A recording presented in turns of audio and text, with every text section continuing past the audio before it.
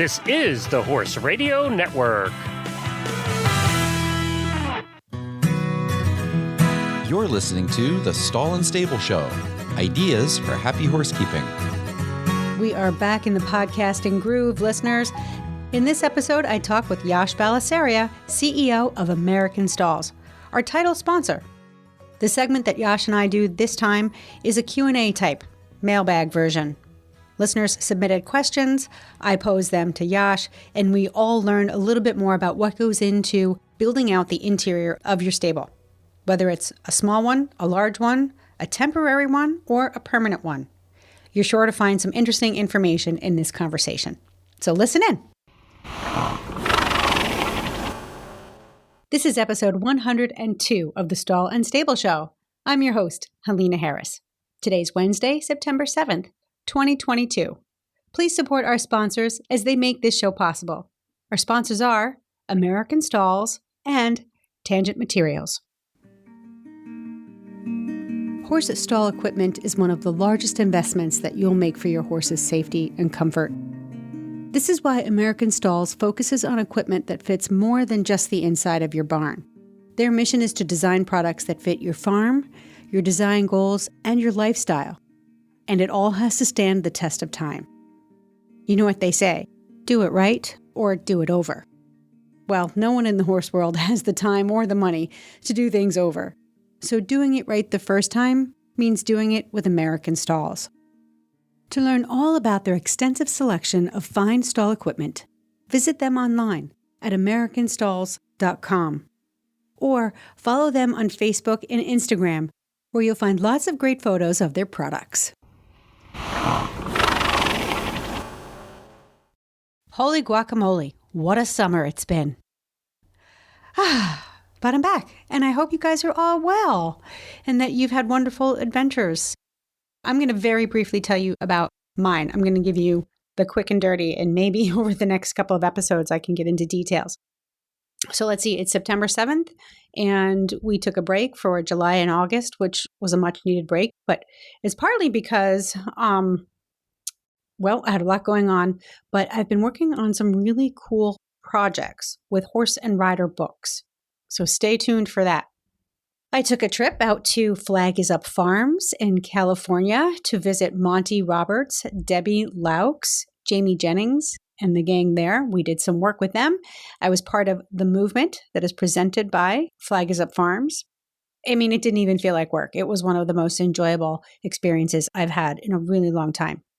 I'm also working closely with Debbie and her team on a project that they have going on for the California Horse Center. And maybe I'll have Debbie on and we can talk about that in a future episode. So then I came back from there, went up to Maine to Unexpected Farm with Clarabelle for a month. And we're in training with Chelsea Kennedy. Clarabelle, my friends, I can't even call her a peach. What's sweeter than a peach? A watermelon? A plum? Bubblicious? She is, oh my God, I just love, love, love this horse. She's awesome and she's perfect for me. So together, Chelsea and I were getting her started under saddle in all the right ways. And halfway in between that adventure, I got on a plane and flew down to Georgia with Grace so she could do her summer swarm for college. That's essentially their orientation.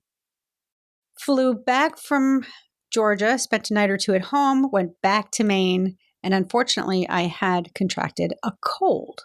Not COVID, a cold. Well, this cold was bizarre, and within 3 or 4 days of returning to Maine, I ended up in the emergency room with severe dehydration. Not like me. I'm not a health or physically dramatic person, so for me to go to the emergency room was a big deal. Okay, I survived that, came home a few days later because it was kind of scary. This thing wasn't going away. I was like, I have to have COVID. I must have long COVID. What's happening? Went back to the doctor for some more blood work, and it turns out I have infectious mononucleosis. Go figure.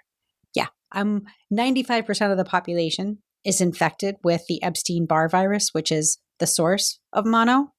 But I'm one of the few people who wasn't. Apparently, everybody gets it when they're in high school or college.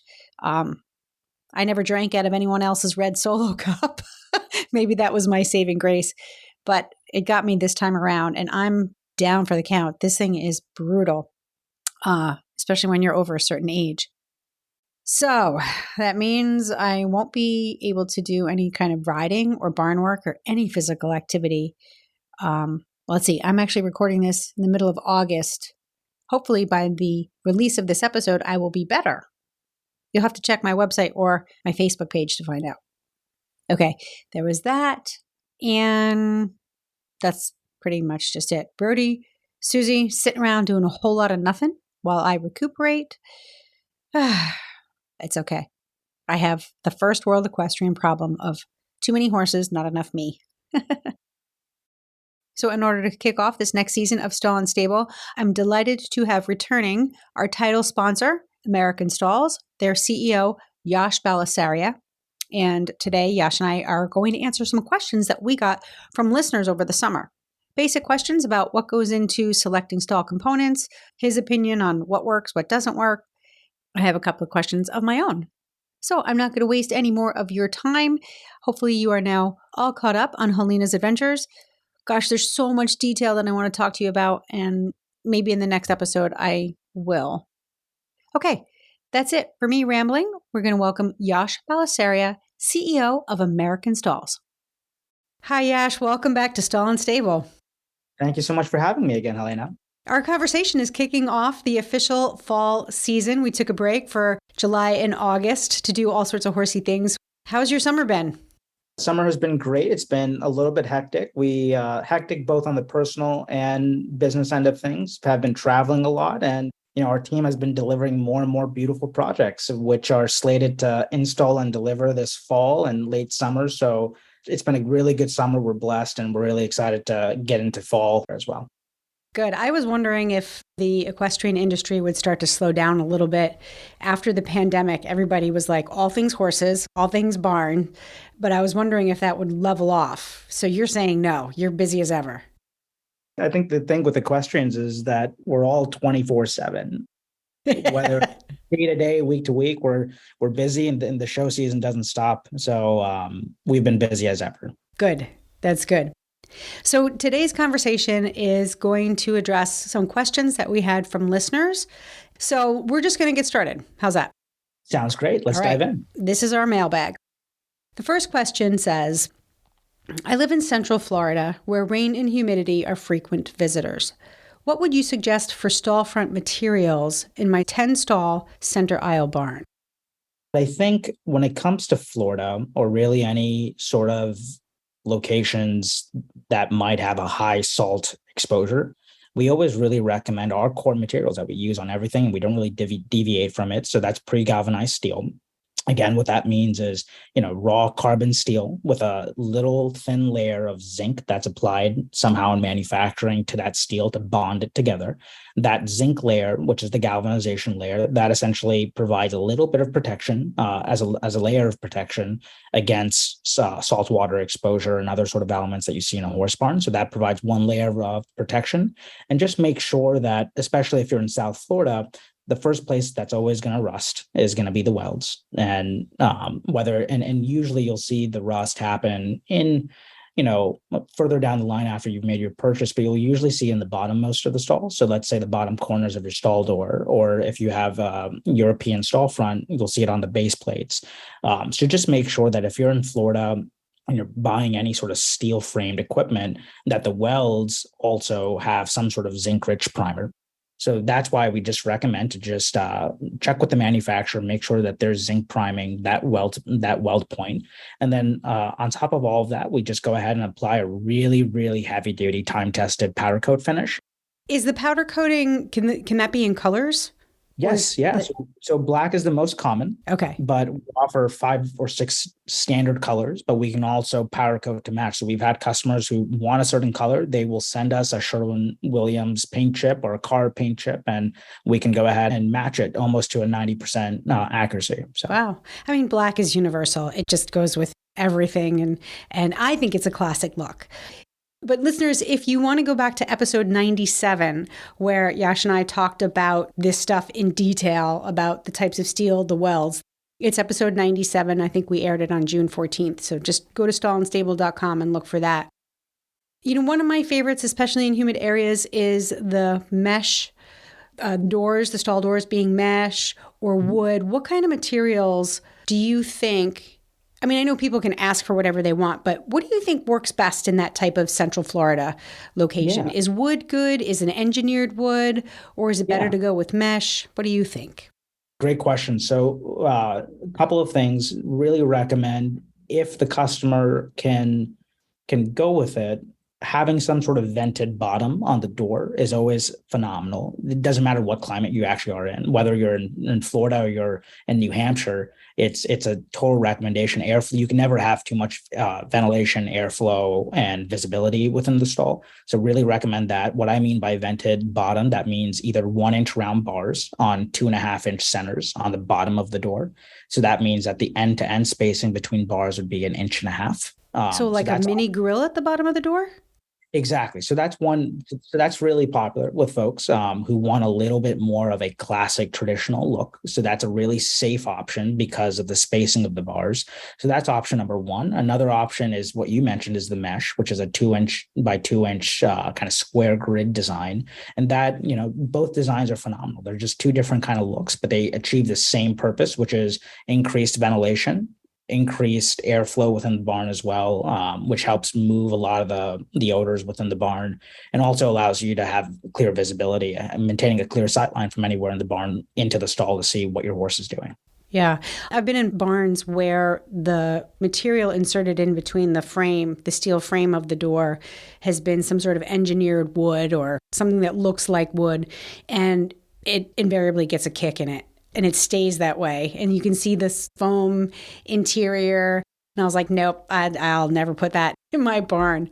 Well, Helena, what's a really cool option. So when we get into stalls, we provide 3 lumber options, and they're 3 of the best lumber options in the market. I think a lot of clients, there's so many lumber options on the market, and a lot of clients will choose a soft wood as opposed to, a more durable, harder wood.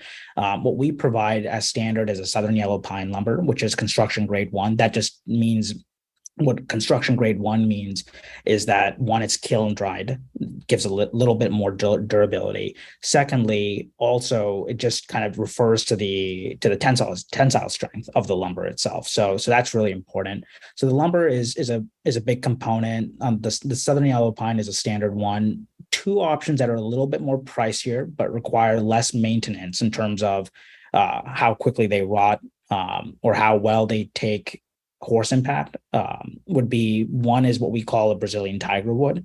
It's kind of our name for a wood that comes from South America, but that's a really nice, deep, rich look, but it's also incredibly strong. So for example, if you took an electric blade to the tiger wood versus the Southern Yellow Pine, the tiger wood is pretty darn strong. And if you're not doing it right, it might kick back. It's that strong.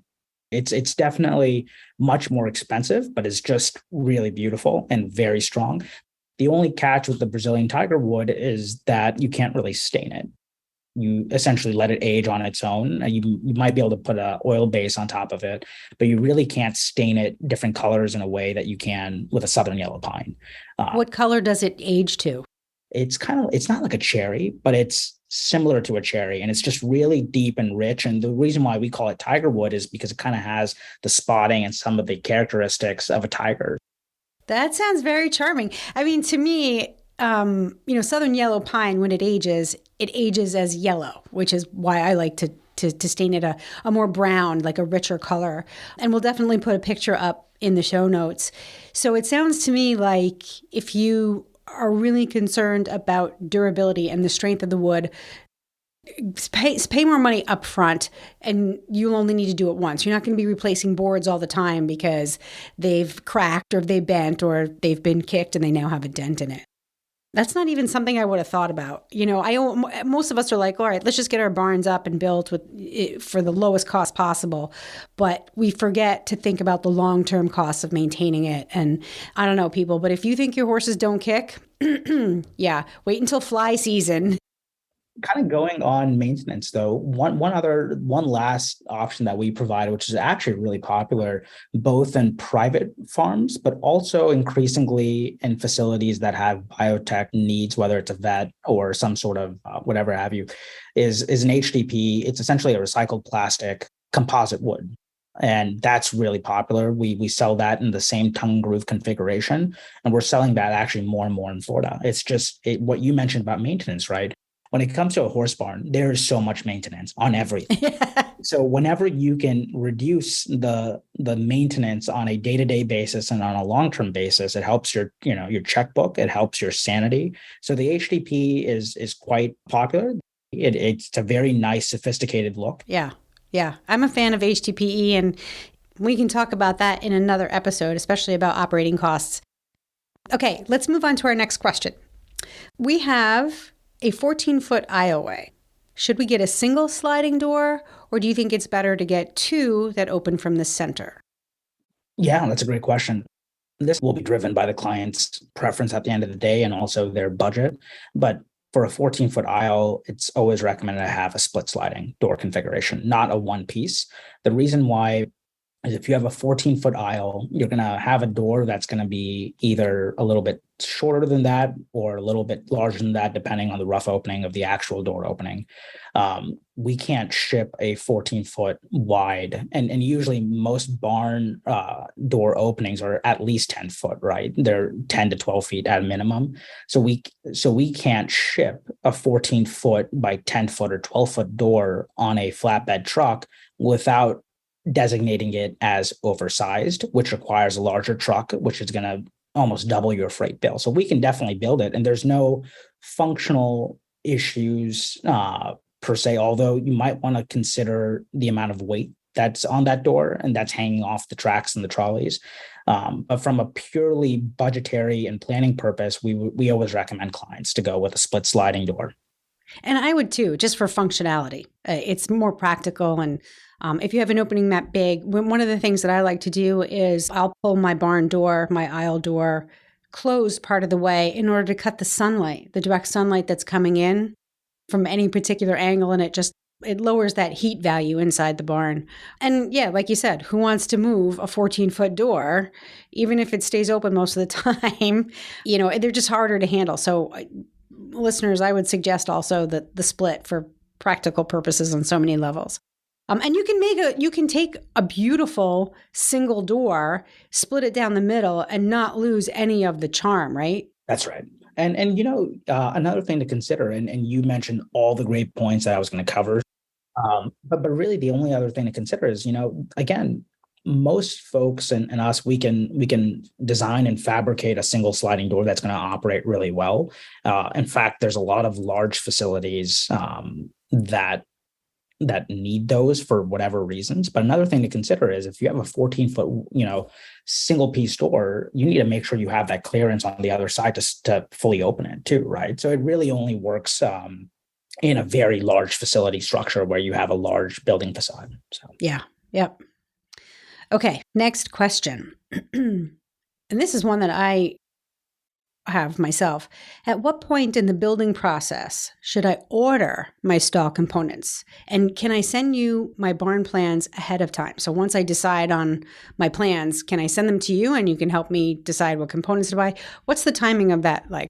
So each project is a little bit different, Helena. Like I think when it comes to ordering, we have clients all over the map. I'll give you a couple of examples. There's no right or wrong, by the way. But rule of thumb is that if you can get us involved as early as possible, it's going to make everyone's life easier, including your barn builder, your life, and our life. The reason why we say that is because we might not have familiarity with that builder might not have familiarity with our components, but the client is set that they want to use American Stalls. For us to make sure that we communicate how our systems operate and how they install, and making sure that the builder has all of those notes ahead of time to make sure that he or she can accordingly plan the build, that's really important. So that's number one.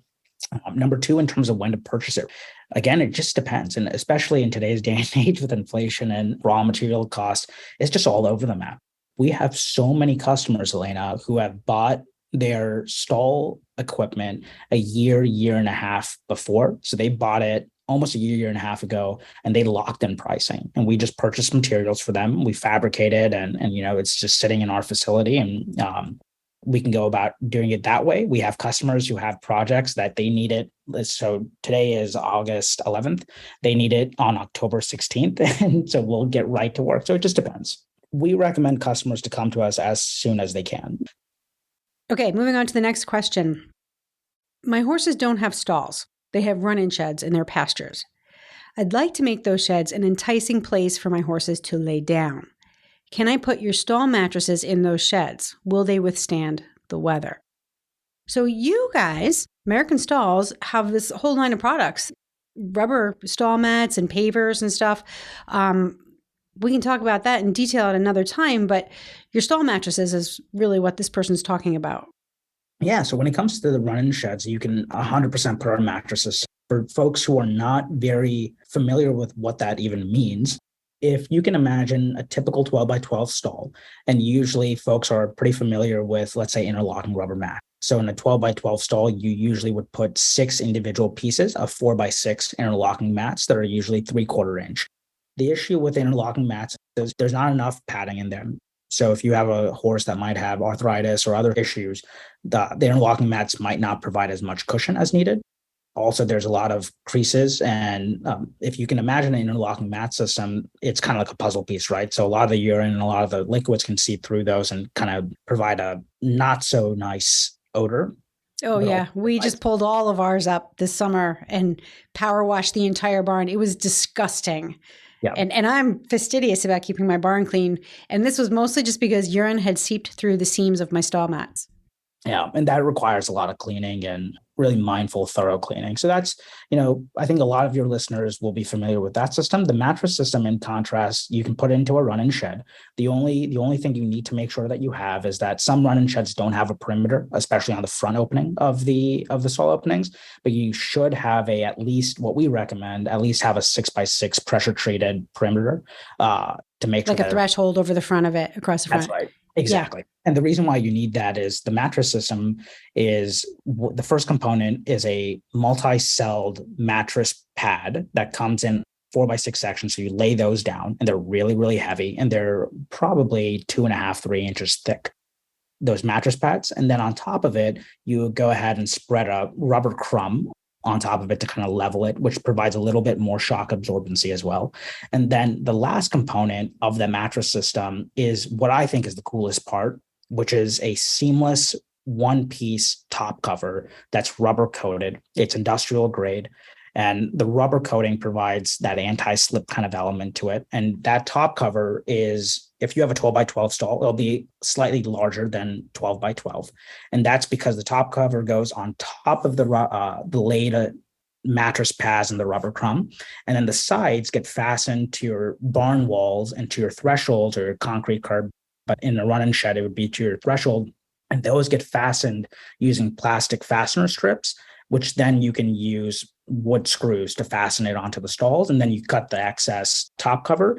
But the beauty of the mattress system, in which it's actually getting really popular nowadays, is one, all of the liquid stays up top. And so the top cover is non-porous in nature. And then when you're bedding as well, the bedding's purpose is to soak up that liquid. And then you can have a really easy mucking session. And it's just totally seamless. You can make it work in a run-in shed for sure, Helena. Awesome. Okay, last question. And this is my question because I really don't know a lot about portable horse stalls, but portable horse stalls is kind of how American Stalls got started. Who buys them? And how do your customers typically use them? So, if I'm going to a show venue, if I'm hauling off to a show venue and I pay for stabling, most of the time that stabling is under a tent and it's temporary stalls. So they go up and they come down after the show takes place. Are they just for commercial purposes, or does the individual farm owner have use for them? Tell us about who buys your portable stalls and how they're used. Yeah. So, usually, Helena, our demographic that purchases the portables are commercial facilities. That can be anyone from, a training facility or actually even a breeding facility that might just need stalls for overflow, and they'll have a setup out back and so forth. So that's one sort of customer. We also have a lot of competition, smaller boutique competition facilities. So whether it's a small regional horse show or it's a polo facility, they'll have, again, for visiting horses. So that's one option. And those folks will go ahead and purchase, 10 to 15 to 20 to 40 stalls, which is a great solution. So there's that. The biggest clientele that we have is usually expo centers and fairgrounds, which you alluded to. And for example, we're doing 500 stalls right now for Quarter Horse Congress that's going to deliver in the next few weeks. So that's going to be a really cool project. But that's for, again, it's for spectators and visiting horses. So the reason that I'm asking is because one of my clients, I actually have a handful of clients who have said, we just inherited this property, or we just bought this property, or we're trying to save it, and we're not really horse people, but it's a functioning horse farm and we're not sure what to do with it. So some of the business models that make sense are showgrounds. This has happened on 2 occasions. So one of the investments they would need to make is portable stalls. There's maybe a small barn on the property, 10 or 20 stalls, but right. So they need the temporary stabling. What I'm struggling with is the label, portable stalls, temporary stalls. You can collapse these stalls and put them back up. I mean, that's the real value, right? Put them up and take them down when you don't need them, right? Yep, exactly. Okay. And do they fold up? Like, how easy is it to deconstruct these things? So we carry them in 9x9s or 12x12. 9x9s because that's more of a true expo stall, whereas 12x12 is more of a standard stall. The 12-foot panels might weigh about 165, 170 pounds, whereas the 9-foot panels might weigh 140, 130 pounds or so. So they're really easy to fold down. They just, what you do is you go ahead and disassemble the stall from the connector brackets.